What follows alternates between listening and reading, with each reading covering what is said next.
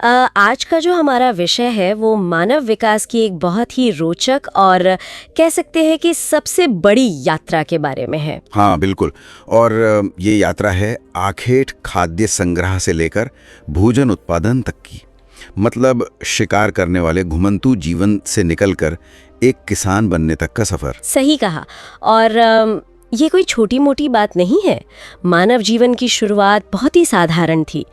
शुरुआत में इंसान को खुद अपना भोजन ढूंढना पड़ता था, लेकिन धीरे धीरे वो एक उत्पादक बन गया। जी, और हम हमेशा यही सोचते हैं कि इंसान ने खेती शायद इसलिए शुरू की होगी ताकि उसका जीवन थोड़ा आसान हो सके। लेकिन जो शोध हमारे सामने आए हैं वो कुछ और ही कहानी बताते हैं। मतलब ये कि शायद वो घुमंतू जीवन ज्यादा आसान था। बिल्कुल। एक शिकारी संग्राहक, जिसे हम हंटर गैदरर कहते हैं, वो शायद दिन में बस 4 या 5 घंटे ही भोजन जुटाने में लगाता था। बाकी समय वो आराम करता था। अरे वाह, ये तो आज के ऑफिस की नौकरी से भी कम समय है। बिल्कुल, है ना। जबकि खेती ने इंसान को सुबह से लेकर शाम तक जमीन से बांध दिया। उसमें बहुत ज्यादा कमरतोड़ मेहनत थी। तो फिर यही वो रहस्य है जिसे आज हमें सुलझाना है। अगर घुमंतू जीवन में मेहनत कम थी तो हमारे पूर्वजों ने उसे छोड़कर एक जगह टिक कर रहने वाला जीवन क्यों चुना? इस बदलाव को समझने के लिए हमें पहले उस पुरानी व्यवस्था को समझना होगा। प्राचीन मानव जानवरों का शिकार करता था, मछलियां पकड़ता था और फल फूल इकट्ठा करता था। हाँ, और इसीलिए उसे आखेटक खाद्य संग्राहक कहा जाता है। लेकिन मेरे मन में हमेशा एक सवाल आता था कि वो लोग एक ही जगह पर टिक कर क्यों नहीं रह सकते थे? इसका जवाब उनकी मजबूरी में छिपा है। उन्हें बार बार अपना स्थान बदलना पड़ता था और इसके मुख्य रूप से 4 कारण थे। तो चलिए उन कारणों को एक एक करके डिकोड करते हैं। जैसे किसी नदी के किनारे एक पक्का घर बनाकर वो क्यों नहीं रह सकते थे? पहला कारण है संसाधनों की समाप्ति। मान लीजिए इंसानों का एक समूह किसी अच्छी जगह पर बस जाता है। हाँ, जहाँ बहुत सारे पेड़ और जानवर हों। बिल्कुल, लेकिन वो वहाँ के फल तोड़ेंगे, कंदमूल खाएंगे और आसपास के जानवरों का शिकार करेंगे। तो कुछ ही हफ्तों में वो पूरा इलाका खाली हो जाएगा। अच्छा, मतलब वो एक तरह के कैंपिंग ट्रिप पर थे जहाँ उनका किराने का सामान खुद ब खुद खत्म हो जाता था। सही कहा। प्रकृति तुरंत सब कुछ दोबारा पैदा नहीं कर सकती। एक पौधे को दोबारा फल देने में पूरा 1 साल लगता है। इसलिए उन्हें आगे बढ़ना ही पड़ता था। ये तो समझ आता है, लेकिन वो जाते कहाँ थे? उनका रास्ता कैसे तय होता था? यही दूसरा कारण आता है, जानवरों का प्रवास। शुरुआती इंसान मुख्य रूप से शिकार पर निर्भर था और जो जंगली जानवर थे वो नई घास की तलाश में लंबी यात्राएं करते थे। तो मतलब जहाँ शिकार जाएगा, शिकारी को भी वहीं जाना पड़ेगा। एकदम सही। शिकारी को उन जानवरों की गतिविधियों के पीछे पीछे चलना पड़ता था। ये उनकी मजबूरी थी। ये तो ऐसा हो गया कि उनका पूरा जीवन एक चलते फिरते फूड ट्रक के पीछे भागने जैसा था। हाँ, बहुत बढ़िया उदाहरण है। और तीसरा कारण भी मौसम से जुड़ा है। अलग अलग मौसम में खिलने वाले फल और पौधों की तलाश। क्योंकि उस समय कोई सुपरमार्केट तो था नहीं कि हर मौसम में सेब मिल जाए। बिल्कुल नहीं।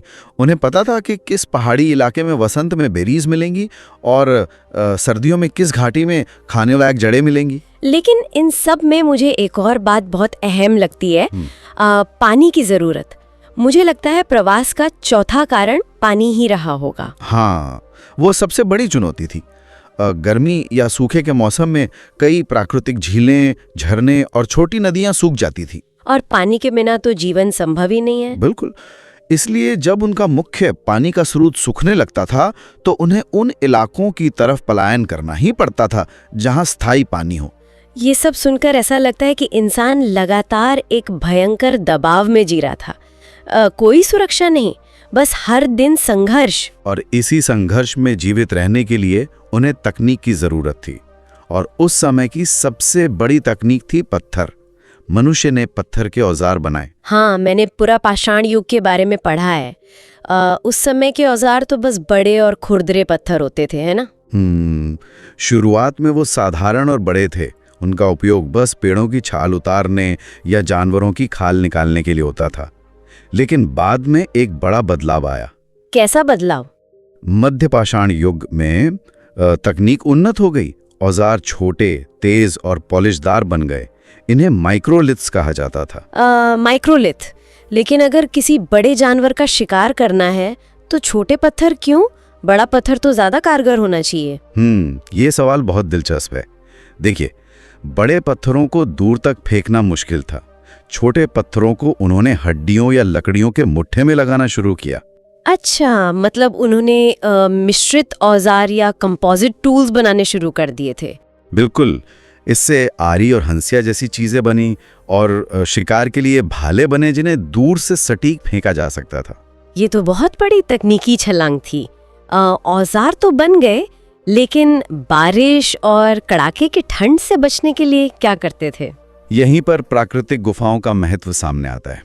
भीमबेटका और कुरनूल की गुफाएं ऐसे प्रमुख स्थल हैं जहां से हमें प्राचीन मानव जीवन के बहुत स्पष्ट प्रमाण मिलते हैं। हाँ, आधुनिक मध्य प्रदेश की नर्मदा घाटी में भीमबेटका। मैंने वहाँ की शैल चित्रकला यानी रॉक आर्ट के बारे में सुना है। दीवारों पर जानवरों के बहुत सजीव चित्र हैं। बिल्कुल। और वो चित्र सिर्फ कोई आर्ट गैलरी नहीं थे, वो दरअसल आने वाली पीढ़ियों के लिए एक सर्वाइवल मैनुअल थे। अच्छा, मतलब वो चित्रों के जरिए बता रहे थे कि शिकार कैसे करना है। हाँ, क्योंकि तब भाषा पूरी तरह विकसित नहीं थी।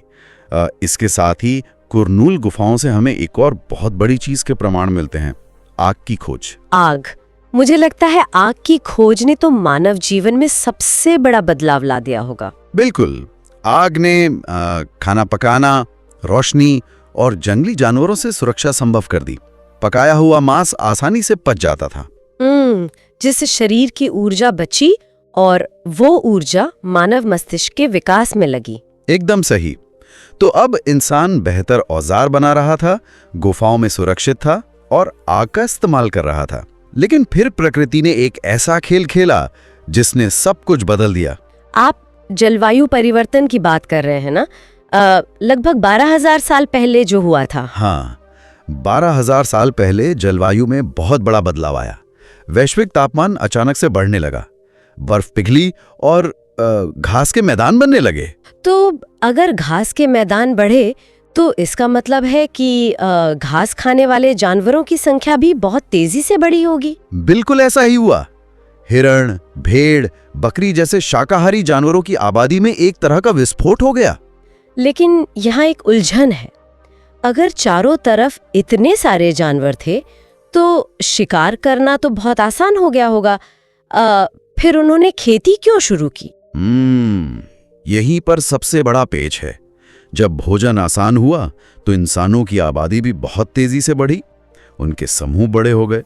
अच्छा, तो केवल जंगली जानवरों के भरोसे इतने बड़े समूह का पेट नहीं भरा जा सकता था। सही कहा। उन्हें एक ऐसी व्यवस्था चाहिए थी जिस पर वो नियंत्रण रख सकें, और यहीं से उन्होंने कृषि और पशुपालन की शुरुआत की। मतलब इंसान ने प्रकृति का सिर्फ उपभोग करना छोड़कर उसे मैनेज करना शुरू कर दिया। बिल्कुल। उन्होंने देखा कि गेहूं, जौ और धान प्राकृतिक रूप से उग रहे हैं। उन्होंने उनके बीज बटोरे, उनके उगने का समय सीखा और खुद खेती शुरू की। ये तो एक बहुत बड़ा कह सकते हैं कि माइंडसेट शिफ्ट था। लेकिन मैंने पढ़ा है कि उन्होंने जानवरों को पालतू बनाना भी इसी समय शुरू किया। हाँ, उन्होंने जंगली जानवरों की आदतों का अध्ययन किया। सबसे पहला पालतू जानवर एक जंगली कुत्ते का पूर्वज था। एक कुत्ते को, मतलब एक शिकारी जानवर को पालतू क्यों बनाया? भेड़ या बकरी को पहले क्यों नहीं? क्योंकि कुत्ते बेहतरीन अलार्म सिस्टम थे। वो कैंप के आसपास आते थे और किसी भी खतरे पर भौंकते थे। बदले में इंसान उन्हें बचा हुआ खाना देता था। अच्छा, मतलब ये एक तरह का समझौता था दोनों के बीच। हाँ, और उसके बाद उन्होंने भेड़ और बकरी पालना शुरू किया होगा।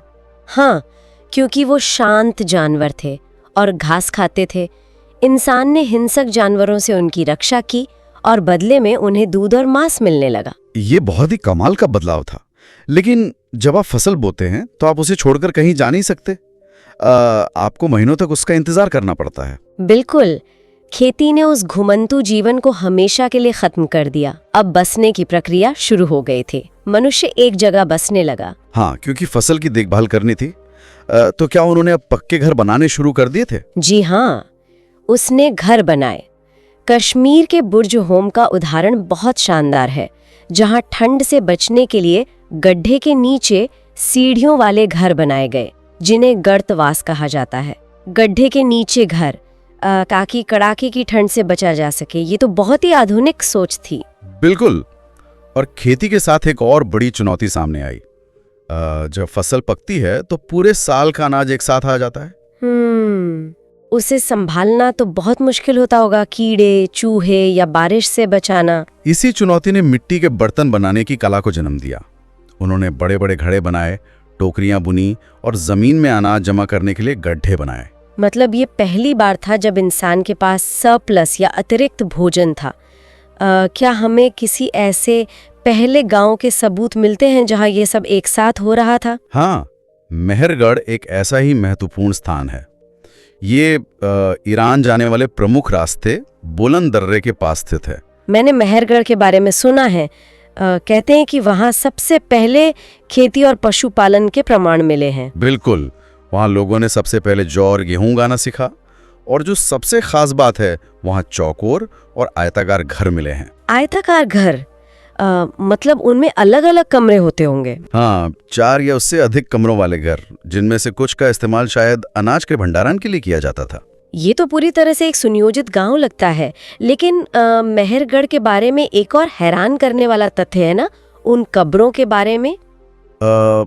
आप उन कब्रों की बात कर रही हैं जहां मृतकों के साथ बकरियां दफनाई गई थी? हाँ, मुझे ये सोचकर बहुत हैरानी होती है, जो इंसान कुछ समय पहले तक अपने अगले दिन के खाने के लिए संघर्ष कर रहा था, वो अब एक कीमती जानवर को किसी के साथ दफना रहा था।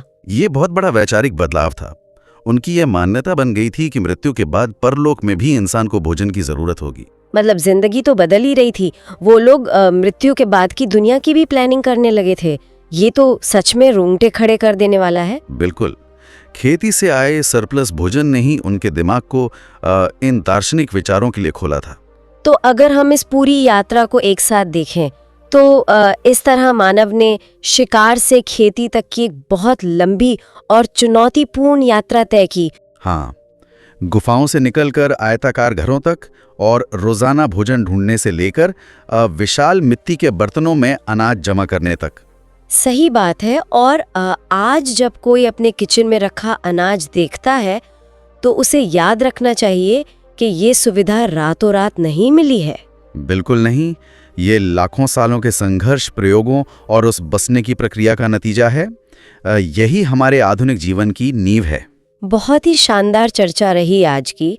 और उमंग स्टडी पॉइंट पर इस डीप डाइव को समाप्त करने से पहले एक बहुत ही गहरा विचार है जिस पर हम सबको सोचना चाहिए। जी बिल्कुल। वो विचार क्या है? विचार ये है कि माफ कीजिएगा, मेरा मतलब है कि 12,000 साल पहले हुए एक प्राकृतिक जलवायु परिवर्तन ने इंसान को भटकने से रोककर एक किसान बना दिया था। हाँ, तापमान बढ़ा था और घास के मैदान बने थे। तो आज जो हम जलवायु परिवर्तन देख रहे हैं, ग्लोबल वार्मिंग, बाढ़, सूखा, वो इस आधुनिक समाज को अगले कुछ हजार सालों में किस दिशा में ले जाएगा? क्या हम फिर से एक नए बड़े बदलाव की कगार पर खड़े हैं? ये सच में एक बहुत ही गंभीर और विचारणीय प्रश्न है। इस पर जरूर सोचिएगा। आज के इस डीप डाइव में हमारे साथ जुड़ने के लिए बहुत बहुत धन्यवाद। उमंग स्टडी पॉइंट को जरूर फॉलो करें और हम जल्दी एक नए विषय के साथ फिर मिलेंगे।